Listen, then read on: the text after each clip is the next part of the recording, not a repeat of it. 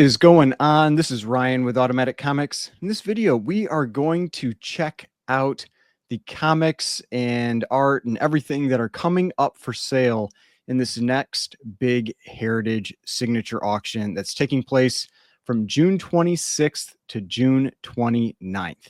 Now, if you watched one of these before, usually I pick out a few books I'm going to talk about, that kind of thing. I thought I would take a little different approach this time and actually just walk through all of the listings the way I would when I'm going through and kind of checking out an auction and figuring out which books are interesting to me. So I'll start talking about that as we're going through this, because there's a lot of books. It might be a little bit longer video, but hey, get a chance to check out all this really cool stuff that's coming up for sale and kind of get an idea what really catches my attention when I'm looking through one of these auctions. So we are through the original art, and now we are back to comics again. I'm gonna go by the Green Lanterns. Green Lanterns, like I said earlier, just aren't really interesting to me. Now you got to remember, now we are in the day 3, so this is where you do still have some very expensive comics. You're typically going to average still probably $5,000, somewhere in that range across this set of comics per book or per lot. But you're not necessarily going to have the multi-100,000 type dollar books that are in that first day. But let's keep moving on here. Got an Action Comics 2. I will watch an Action Comics 2. Also a 10. I mean, that's pretty cool. Or super early Superman cover. And I mean, obviously this is second appearance of Superman. And then we've got Action 23. I mean, it's the first Lex Luthor, which is pretty cool. It's a restored book, but I feel like this one comes up for sale a little more regularly. We'll keep moving on here. Nothing yet really grabbing my attention on here. Got an LB Cole 9.0. I've got a 6.0. I feel like you don't see this very often. So we've got that first appearance of Crypto, Adventure Comics 210. This book is always like a 3. And so, I mean, a 6.0 is kind of cool. I'll watch that just because I'm interested to see what that ends up going for. Let's actually price that one out. Let's see what Adventure 210. Adventure 210, first appearance of Crypto, and a 6.0, 1955. So very late Golden Age. I mean, yeah, look at this, like a 6.0, just near the top. I mean, last sale, 5,600 in October 2024, 7.5, 14,000. So, I mean, and then look at this one. I mean, a 5.5 went for 7,600. So I mean, I wouldn't, that's a tough book maybe to price. I mean, look at, there's a lot of price compression right in here. I feel like this one was on the high side. Probably will go around 6,000 would be my guess. Where's it sitting now? Yeah, right now it's sitting at like 3,700. I'd guess around 6,000. All Flash similarly is not one of my favorites. This, I can tell this feels like it's got some kind of like color fade or just like not the best color strike on it. It's usually a little more like full red, but this is, I think, the first appearance of the Blonde Phantom, All Select number 11. If I was going to kind of like double check myself, there's some covers that look very similar to other covers, but yeah, first appearance of Blonde Phantom. So I'll watch that one. That's one that I'll watch. It's an interesting book. And then we'll keep moving on here. I love this cover. It's not credited as a Matt Baker cover, but it is typically credited as a Matt Baker cover.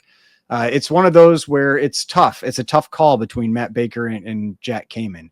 I know, like, some people get real angry. Like, I had one guy in the comment section in one of my videos that was just real angry that I called Phantom Lady 17 a Baker cover, and he's like, oh, you don't know what you're talking about, and that it's a Jack Kamen cover, and I guess he's like, you have a bad eye and all this kind of stuff. And I'm like, a lot of people, most people think it's Baker, and unless you can time travel back and ask Matt Baker yourself or Jack Kamen, I'm going to go with what the general consensus is.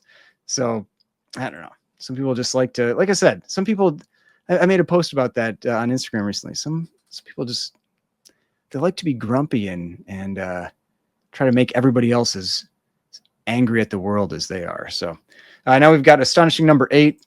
I love this cover. This is one of the best underwater covers I think that is out there. I absolutely love this cover. So Astonishing number 8. I really love the colors on this Authentic Police Cases 8. So that's why I tend to watch this one, and an 8.0 is a pretty insane grade. Keep moving on here. We've got a Batman 2. I actually really don't care for the cover of Batman #2. It is still Batman 2. I mean, it's still a big deal. I don't like that cover. I love the cover for Batman 3, so I always will watch that one. Keep moving on here. I love the cover for Batman 20. Just such an incredible Batmobile cover. This is one where you can really just tell, like, this one pops. And the funny thing is, like, that's the white page copy. I feel like the 7.0 looks like it pops more. Now the 7.0 has a little bit of kind of like some dust shadows on the right-hand side. But I feel like, man, like when you just look at those two next to each other, I feel like the 7.0 pops a little more. But even though this one has the white pages. But all right, we'll keep moving. And I always just like this book. I'm always going to track it. I think it reminds me of the crazy cat lady from The Simpsons. So I'm going to keep moving here. See if anything else grabs my attention. I mean, that's a cool cover. I mean, it's an LB Cole, but and a 7.0 is tough, but not really one I'm interested in watching. Here's that an Alex Schomburg robot cover. Again,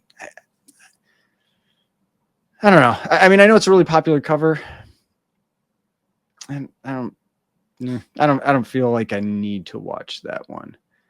Let's keep moving here. I'll watch some of these early caps. I mean, we've got a Captain America #14. I used to own a copy of this one, and I love Alex the Comic Hoarder. Just picked up a copy of this Captain America Comics #74. I think it's the best Red Skull cover that's out there. The color strike looks odd on this one. There's something that's strange here. Let's look at that. Let's look at Captain America '74.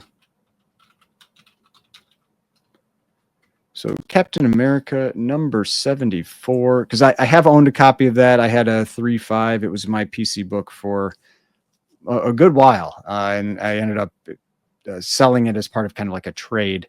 But let's look at this. Let's just look at another copy. So we've got a 4.5 here, 12,000. So yeah, so it's the jacket, or like his like cloak. So you can see here, it's like kind of, I don't know if that's a color thing, if it's like something that got faded. It's just, let's see.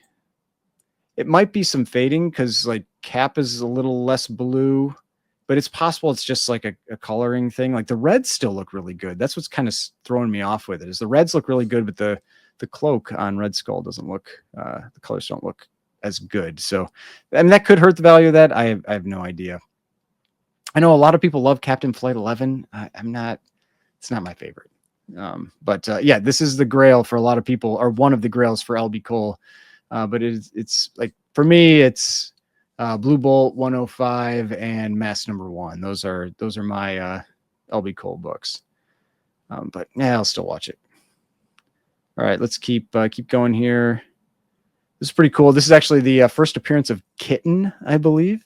So for Catman and Kitten, I'm pretty sure this is the first appearance of Kitten. Let's check. Origin and first appearance of Kitten. Yeah, it's just something. This has this like unique blue color. That's how I always remember. So it's just really weird, the little tricks that your mind uses to remember certain facts. And for me, it's like that little bit of blue that's around the outside. It's not something I see normally, and so I just always remember this book because of that. And here's another one of these. Actually, I'm going to watch that one too. Chamber Chills 19. Got a lot of wear along the top edge, but in general looks pretty nice. The interesting thing with this copy is that you can actually see the end of her cigarette. Most copies, you do not see that.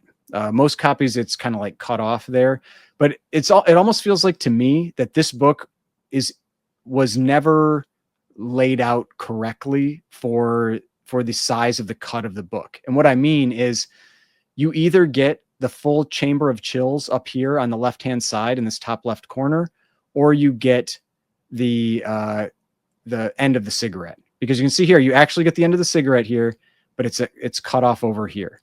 It's actually wrapping around the side of the book a little bit. And which I think is unfortunate, because it's almost like you can't get a perfect wrap really of this book. You've got to decide which one you want. And typically, I mean, I almost never see the end of the cigarette. That is pretty uncommon with that book. From just the ones that I've watched, I just almost never see that end of that cigarette there. Let's keep going here. We've got Crimes by Women and a pedigree copy, the Crowley pedigree. I'll watch that one. That one it's kind of a fun cover. Then here we've got some more Gaines file copies. And like I said, I like to watch the Gaines file copies. Even if it's not a cover that's maybe one of my favorites, I'll still watch it. We have the Eldon pedigree. If you're not familiar with the Eldon pedigree, it's just the guy wrote his name on the cover, Eldon. And so right there, so that is the, that's the Eldon pedigree there. I think those are kind of fun. I like those types of pedigrees where you have some very identifiable mark there. So I'll watch that one, even though I'm not super interested in that book, but I'll watch that one. This Crown Comics. I feel like there was one that sold relatively, maybe within the last year or two, that went like super high. Let's see if it got, I don't know if it was a Comic Link sale or a Crown Comics. What was that? Number 7? Yeah, Crown Comics number 7. Let's see. I feel like there was a really high sale. Maybe it was it. I don't know if it was the Promise Collection one. I don't know. I mean, none of these are really jumping out as like crazy high sales. I mean, a Cosmic Airplane, that's pretty big. 6,600 for it. But I mean, but those pedigrees, they can command big premiums just being the pedigree. I mean, if you don't care about pedigrees, that's fine. You don't have to pay the premium for it. But if you do care about pedigrees, and there's certain ones that command bigger premiums than others, Cosmic Airplane, like I said, is my favorite named pedigree. My favorite pedigree is Okajima, but my favorite named pedigree, I think the coolest name is Cosmic Airplane. But yeah, it's not a cheap book. You can see here. But let's close that out. But let's see, this one's a 9.2. I mean, we had the Promise Collection and a 9.4 go for 9,000. I mean, probably going to be like a $6,000 to $7,000 book. That would be my approximate guess. It's currently sitting at $105. Feel like it's going to get some more bids. I feel like it's going to get a few more bids, unless there's something massively wrong with the book. Let's see. And there's like bindery stuff, but yeah, no, there's nothing that tells me it's like, yeah, I don't know why that one hasn't gotten any bids yet. I have no idea. But it's not going to sell for $100. I'll tell you that. All right, keep going here. Daring Love number 1. What is this? This is like the first. It's the first artwork for. Oh, I can't remember. We'll check. Ditko, that's right. Steve Ditko's first published artwork. So Daring Love number 1.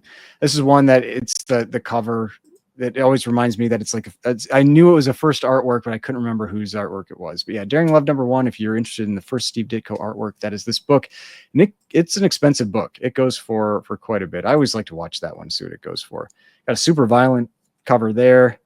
We've got a Daring Comics early, I think this is Alex Schomburg cover. A Daring Mystery number 2. Early Detective Comics, that one I'm going to watch. I like the early Detective Comics like that.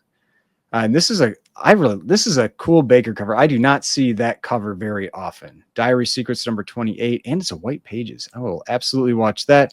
Typically going to watch the Baker stuff. I really like the Baker covers. None of these are really speaking to me.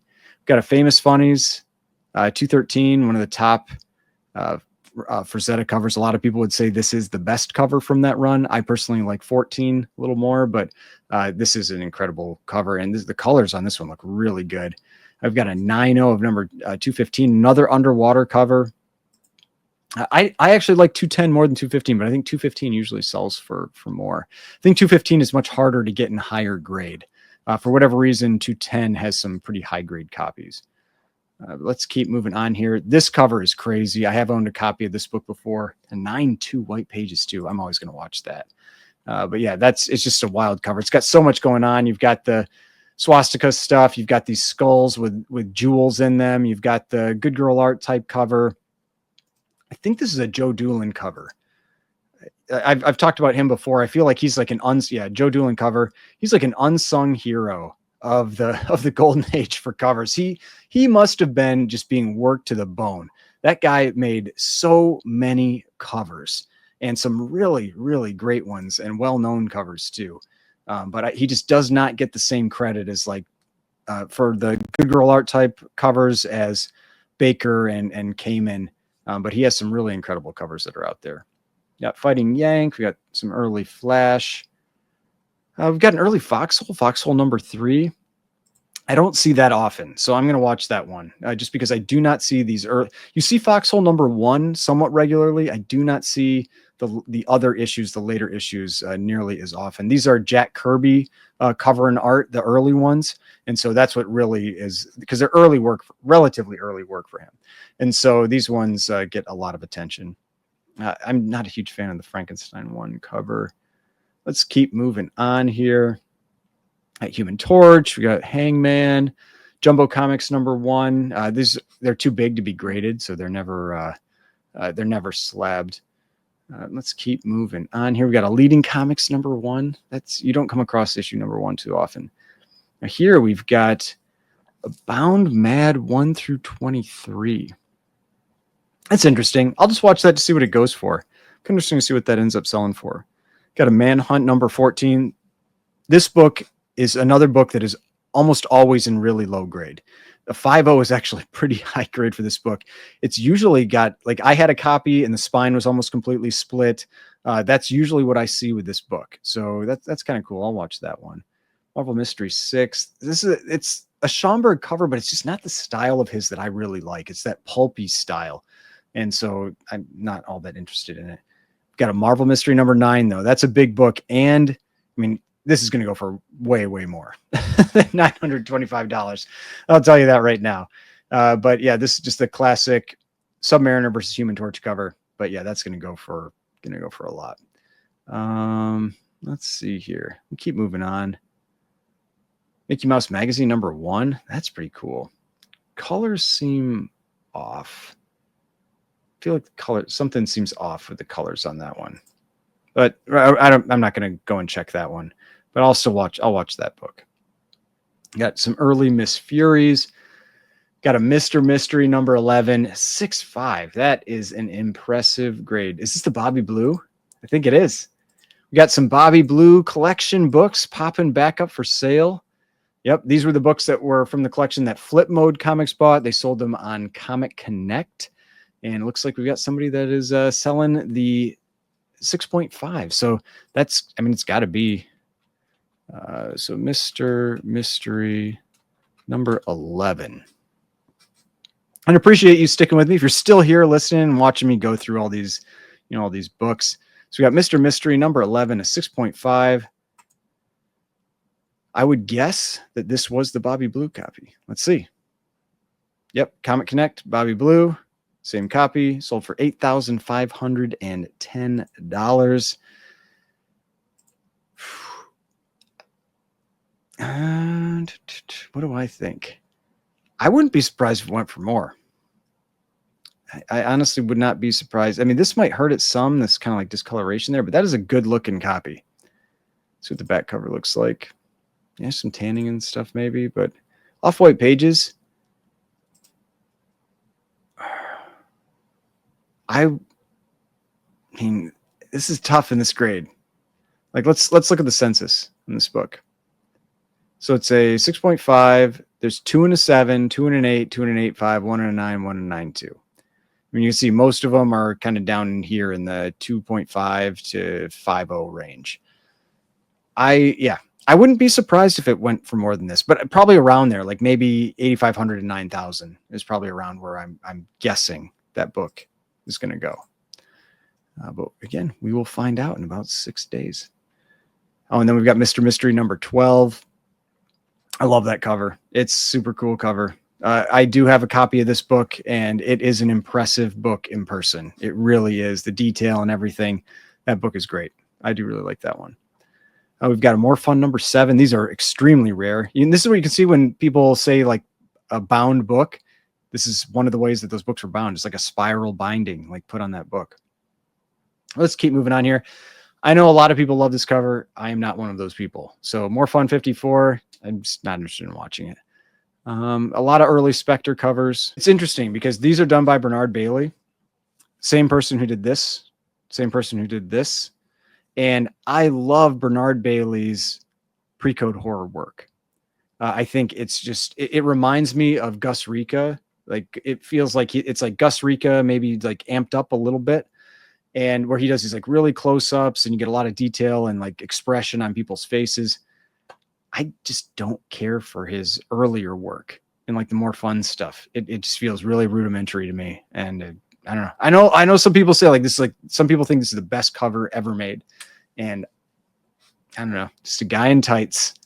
it does not work for me. And so it's just not for me. I don't know if he did. I have to check if he did like this cover. It's not something I've ever been all that interested in. And so I just haven't really looked into him that much. But let's see. Yeah, Bernard Bailey cover too. And yeah, it's a very interesting transition because like Schomburg, I feel like other than like when he had his like kind of pulp stage, his style was very similar for a long time. Whereas Bailey's style, I feel like really evolved, where he went from like this type of stuff to this, but I don't know. Keep moving on here. All right, so we've got early adventure comics, New Adventure 20, 1937. I'll watch that. I'll watch this one too. 1938.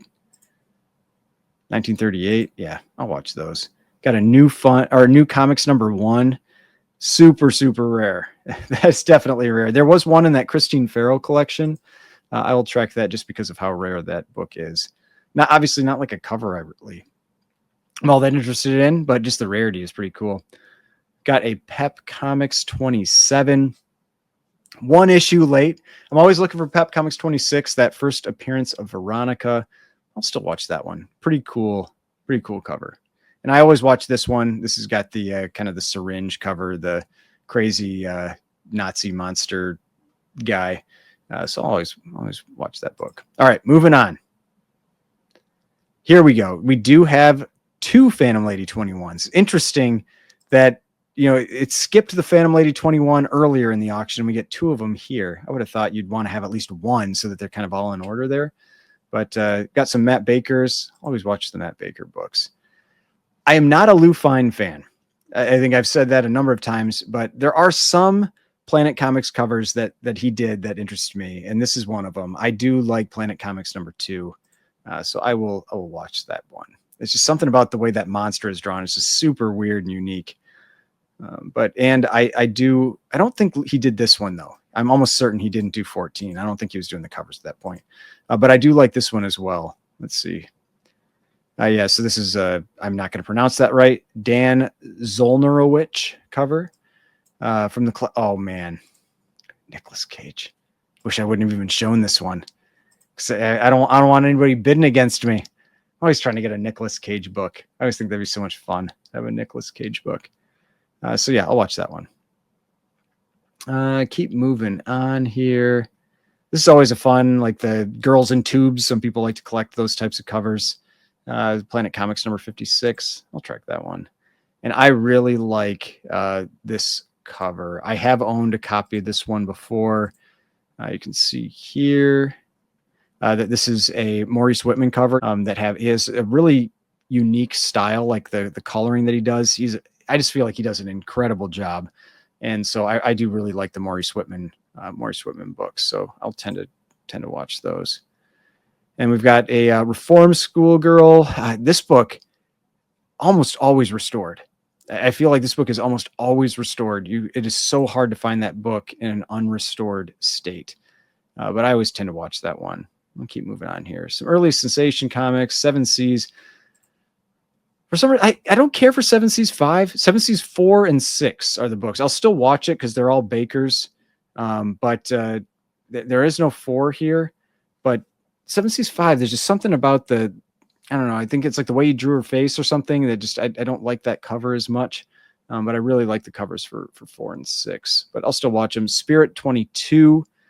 One of my favorite covers of all time. It is a Will Eisner cover. I love the simplicity of it. Really always catches my attention. I always watch that book when it comes up for sale. We've got L.B. Cole, Startling Terror Tales #11. Used to be one of my favorite covers, but I kind of fallen out of love with it a little bit. But I still like to watch it. We've got an Alex Schomburg airbrush cover and a 7.5. Pretty cool grade for that one. Pretty nice grade. I'll watch the Alex Schomburg one.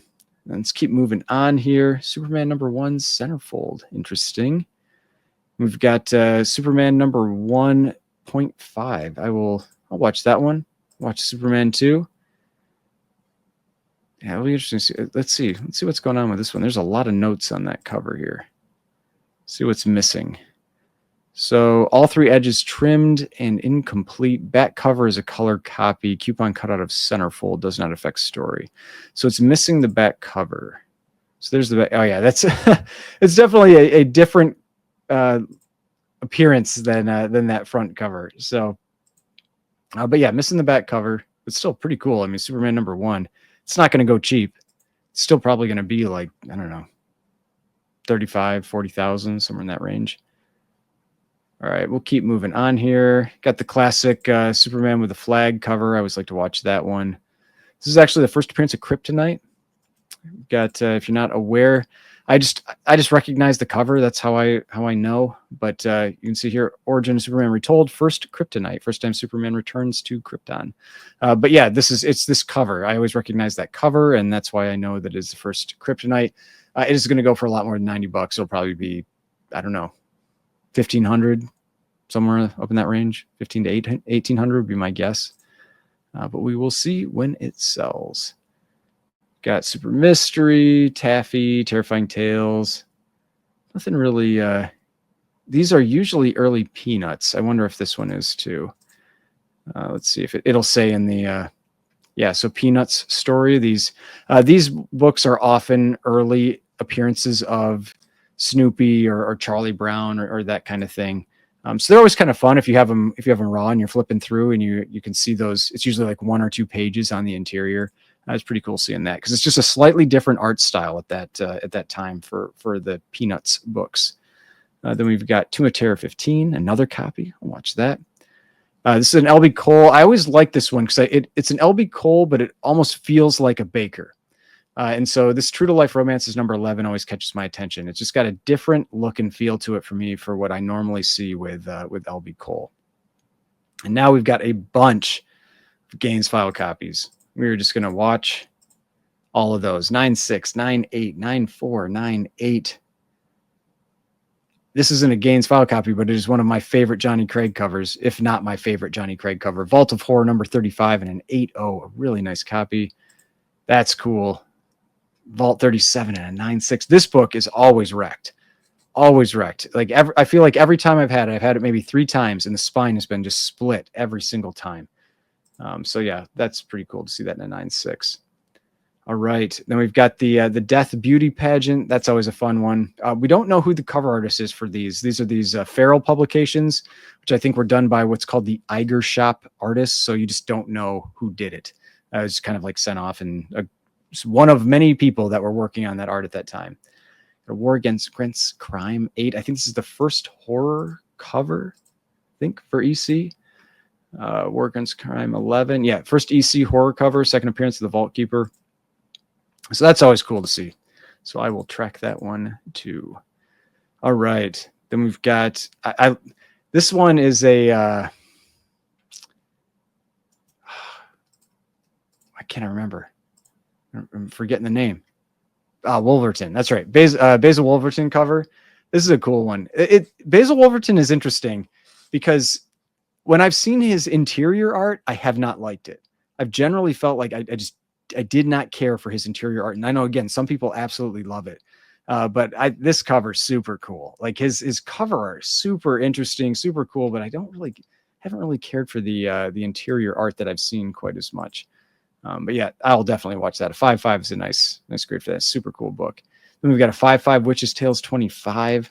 Awesome cover. Looks like a Lee Elias cover, but it is not. And then another one of this is probably my second favorite Alex Schomburg airbrush cover, Wonder Comics #15. It's like the first appearance of Tara, which is one of his characters. It's not the woman on the cover. I think she's on the interior because I think Tara has blonde hair.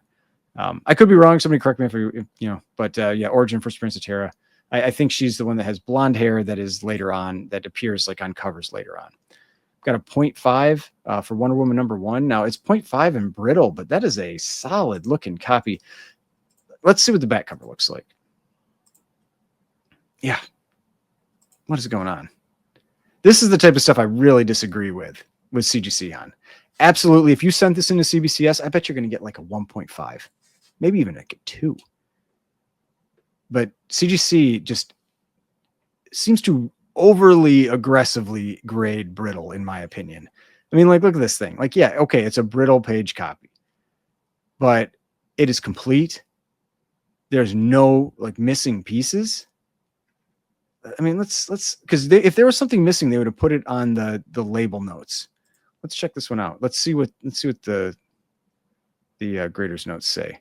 So spines of cover completely split and cover detached, all wrap split, brittleness. I mean, I know that they really hammer that, especially with the wraps being split. I bet this gets a 1 or 1.5 from CBCS. I bet it does. Yeah, I disagree with those getting 0.5s. Let's keep going on here. I just really like this cover. This is one of the world's finest covers that I like. I like kind of like the simplicity to it. So I'll watch that one. Keep moving on here. We've got an early Red Skull, or not early. Yeah, 1941. Early Red Skull cover. So watch that one there. And let's keep moving on. Let's see if anything else catches my attention. We've got another Gaines file copy. We've got, so here's Famous Funnies 214. This is one of this is my favorite cover from Frank Frazetta in this run. And so I love the Red Planet. It always catches my attention. This is another great Schomburg airbrush cover, Exciting Comics number 60. What's going on with there? Does this have like minor amount of glue or something like that? Yeah, very minor amount of color touch. And if you're not aware, especially in the Golden Age, you see that not all the time, but sometimes, where if it's below a certain threshold, they allow color touch with blue labels. And if there's glue on the cover that's not doing anything, they also allow that with a blue label. And here's another Frazetta. I'm going to watch that. Now we're into some Silver Age. I don't know. Let's see if anything catches my attention here. Actually, jumping in and out. I thought we'd be in Silver Age fully now, but not. Looks like we've got some Golden Age again. Teenage Dope Slaves, this Harvey Comics Library #1. I own a copy of this one. I'm always going to watch this one. It's just an insane cover. It's an insane cover. I'll always watch it. We've got Horrific #3. This one is another one that always catches my attention. It's a Don Heck cover. It's where he actually just basically cut this head out of another cover and used it for this cover. It's he's just like, he must have been rushed for time and needed something quick. I'm going to watch these bound volumes too. I like tracking those bound volumes. Mask 2. I did not expect to see this kind of like laid on in this auction. That's surprising. Like, I would have thought this would be much earlier. So Mask Comics #2, I will absolutely be watching that. And I love this cover here too. We've got Mr. Mystery #6. Another one of those covers, just insane. It's an insane cover. So yeah, I will watch that. Same with this one, Ranger Comics #14, just an insane cover from World War II. So I will absolutely be watching that book too. Let's see here. This is a Gaines file copy. Man, there's a bunch of Gaines file copies coming up for sale. Another great underwater Schomburg airbrush cover. I will watch that one. So neither of these are Gaines. So that's really what I'm looking for right now with the kind of like the EC books, unless it's a very specific book. This is a tough, I don't see this one in high grade too often, so I feel like I'll watch that. This is a Johnny Craig werewolf cover. It's not as good as the Jack Davis ones, but still a pretty cool cover. Not as good in my opinion. Other people might disagree. I know some people love this Frazetta cover. For me, it is not my favorite, but I will always watch it, especially in a higher grade like this, like a 7.5. All right, we got Amazing Fantasy 15. I'm going to watch that one. Let's keep moving on here. 8.5. This is a book there's something about it always catches my attention, just because it always seems so tough to get in nice condition. It's because of that black bar on the left side. It always shows damage so much. But I'm going to keep moving. I'm going to watch this one, though. The ASM 14 and I know. First Screen Goblin. Got to watch that. Got a newsstand ASM 300. I will watch that. I like to see how those are shifting in price right now. I will definitely follow that sale. And then here's that Uniqlo book. Like, it goes for a ton of money. I think it was just a really low print run. But yeah, definitely goes for a lot of money. So I always, it's just one of those that just catches your attention a little bit. It's that kind of, I don't know what you'd call it. but whatever. Like kind of, I just something about that style on the cover always catches my attention. So I'm gonna watch that. I don't see 8.0 Avengers #1s too often, so I'll track that one.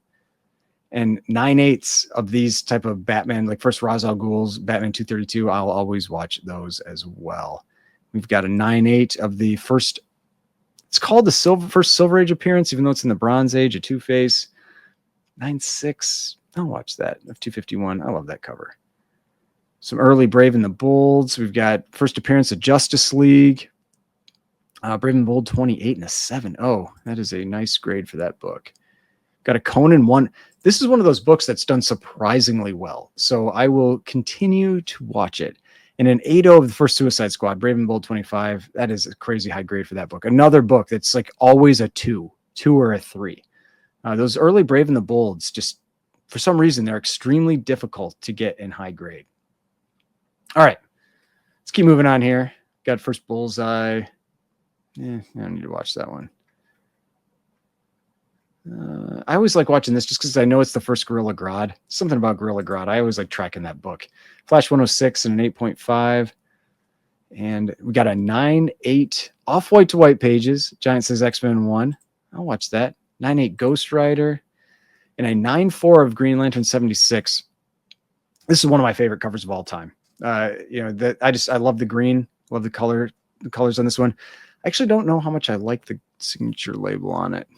I feel like I actually like the blue label more, which is weird because I feel like I would think the yellow would go well with it. I feel like it almost takes away from the green, makes the green not look as good. But let's keep going here.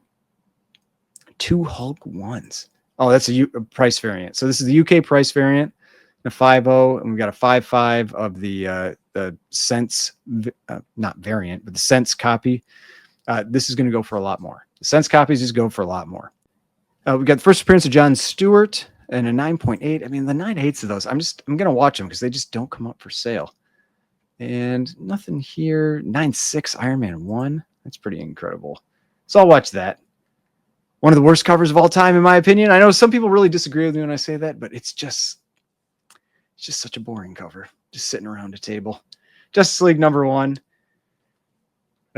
Not great. But an 8.0 is a tough grade. So I'll watch that one. Now let's move on. All right, we are still going here.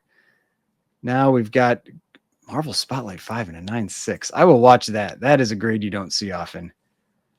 I feel like I'm gonna get past a lot of these a little quicker now. We got a Swamp Thing 1 and a 9/8. I'll track that. And a CBC. I like to watch the CBCSs because I like to see if maybe you can snag a deal on them. You know, if you get one for a good price. So I'll watch that.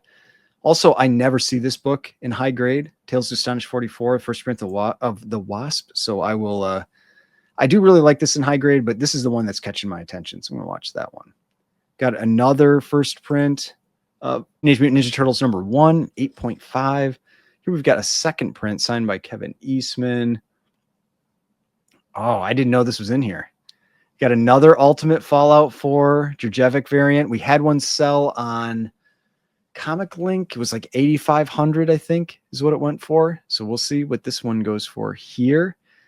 Wolverine 1 newsstand signed by a bunch of people. I'll watch that. It's kind of interesting to see what that goes for. Here we've got an X-Men 1, 8.5.